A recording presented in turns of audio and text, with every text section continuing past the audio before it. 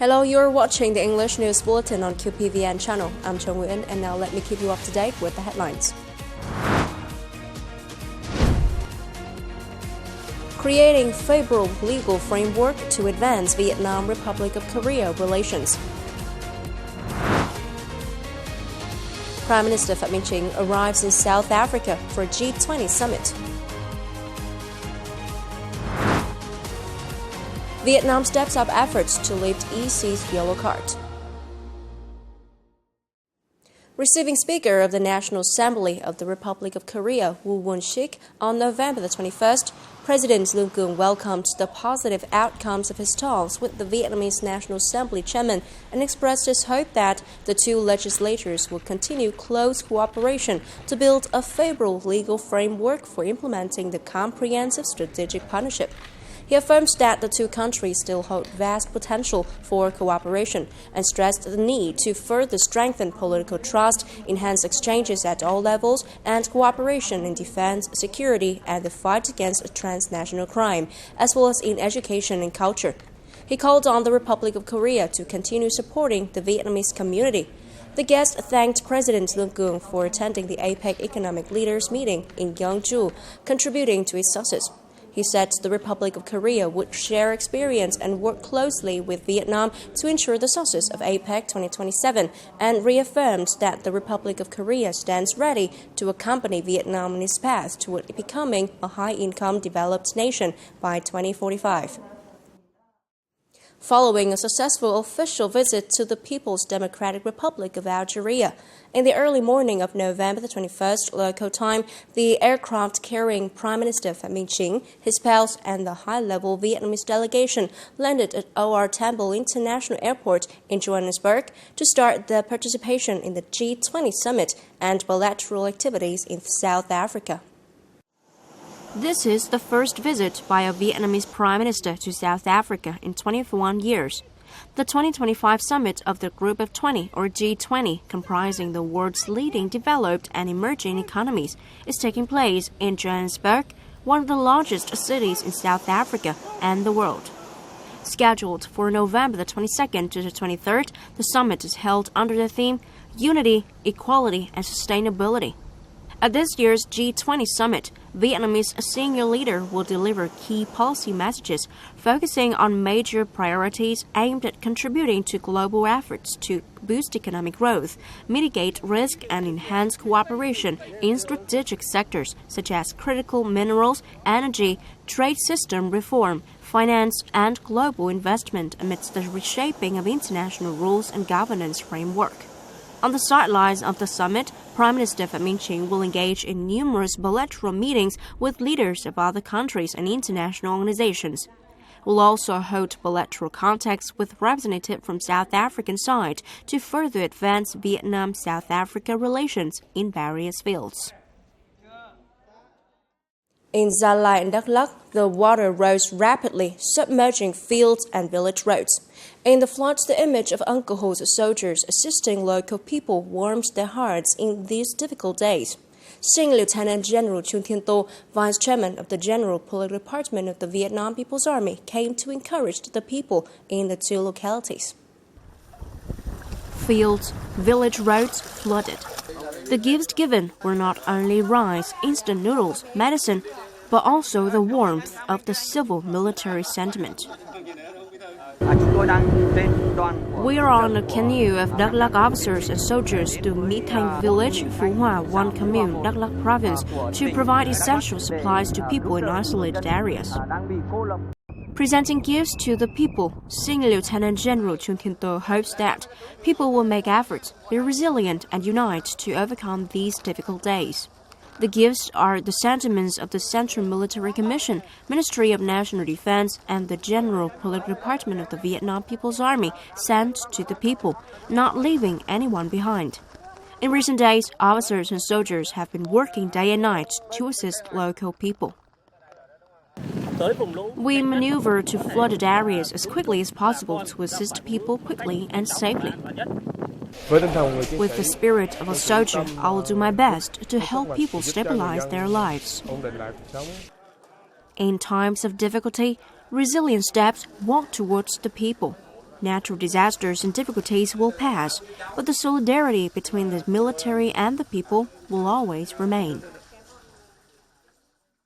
Within the framework of the Vietnam-Laos Trade Fair 2025 underway in Vientiane of Laos, the Department of Finance under the Ministry of National Defense of Vietnam, in coordination with its Lao counterpart, held the Vietnam-Laos Business Cooperation Workshop on November the 21st.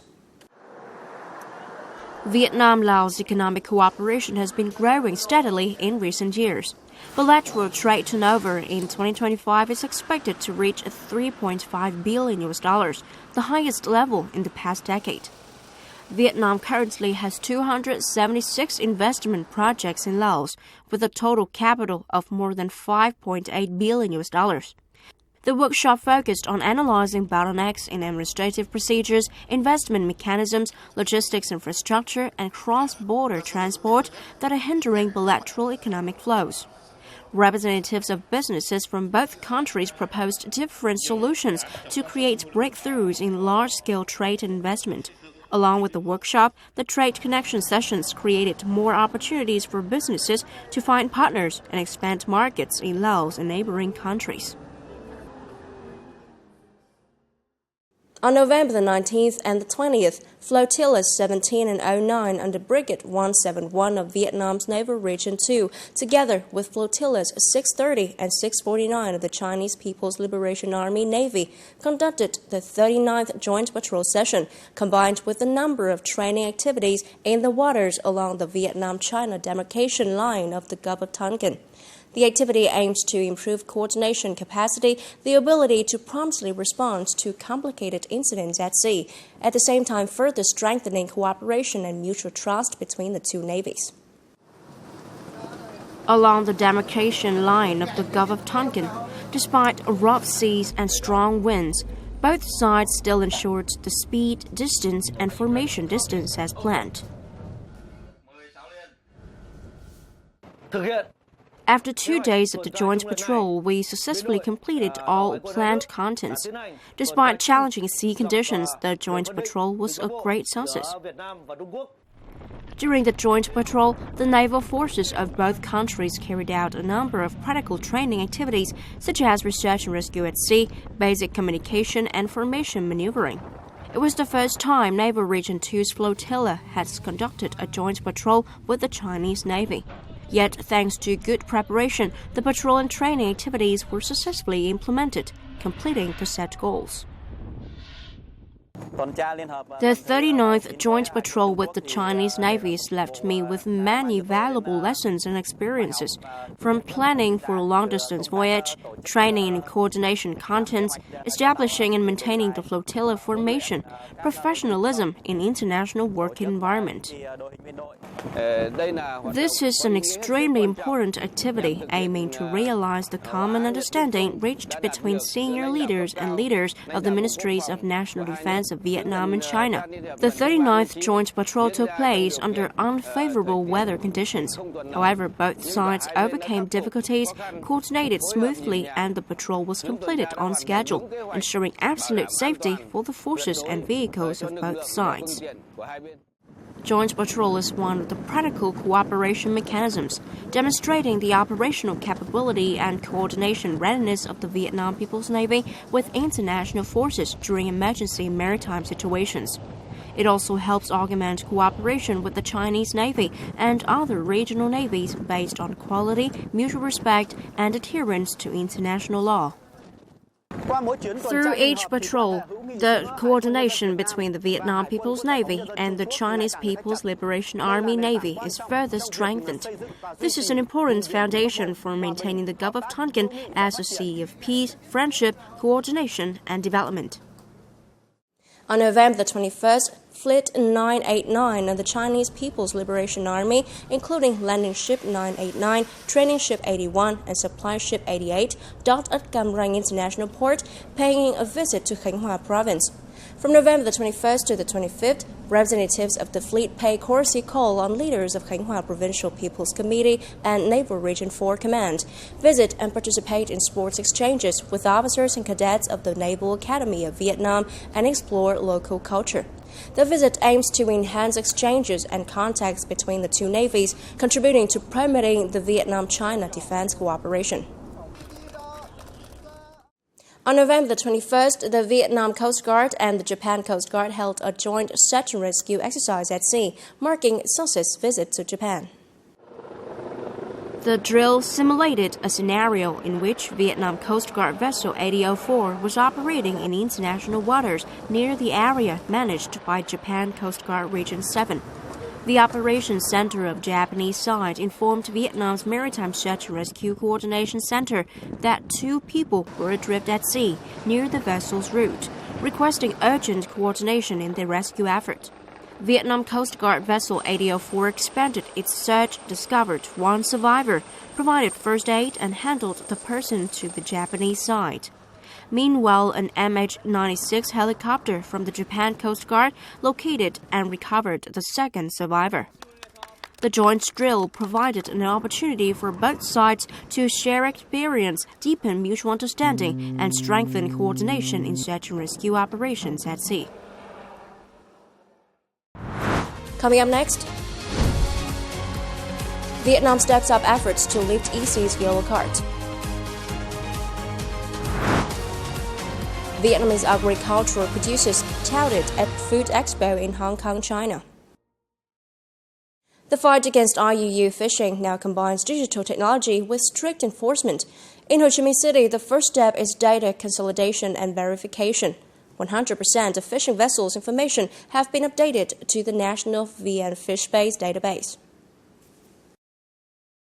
As of mid-November 2025, more than 4,200 eligible vessels had been licensed to operate, while 236 unqualified vessels are tightly monitored and barred from leaving port.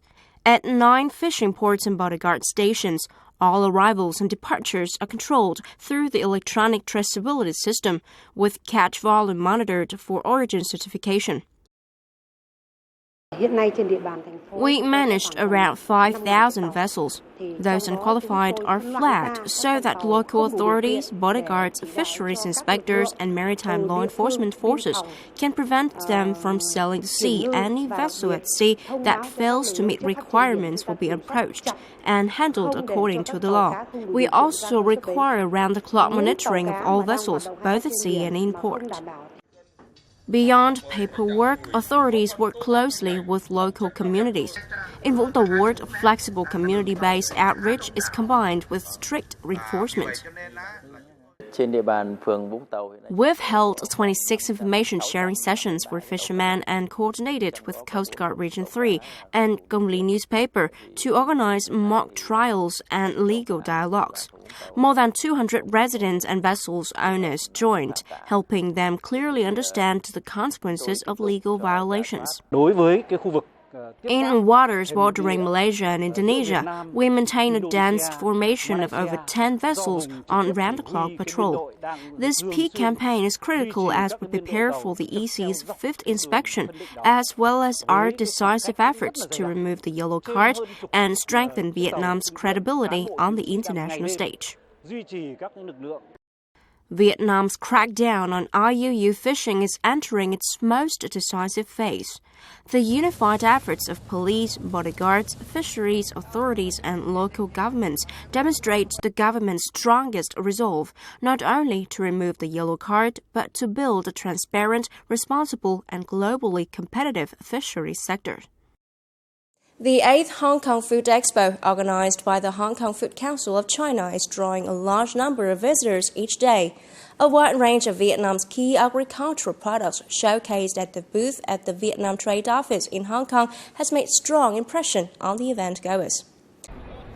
A series of agricultural producers, including rice, dried vermicelli, dried noodles, coffee, cashew nuts, pepper, fish sauce, confectionery, and black garlic has been introduced by the Vietnam Trade Office in Hong Kong in coordination with Vietnamese enterprises at this year's expo. In recent years, economic and trade cooperation between Vietnam and Hong Kong has made steady progress. According to Hong Kong statistics, bilateral trade reached $39.3 billion in 2024, with Vietnam exporting more than $20 billion. In the first 9 months of 2025, two-way trade surged to a record $49.4 billion, making Vietnam Hong Kong's third largest trading partner after only mainland China and Taiwan. Vietnam's exports to Hong Kong hit $28.9 billion, up 79.5% year-on-year.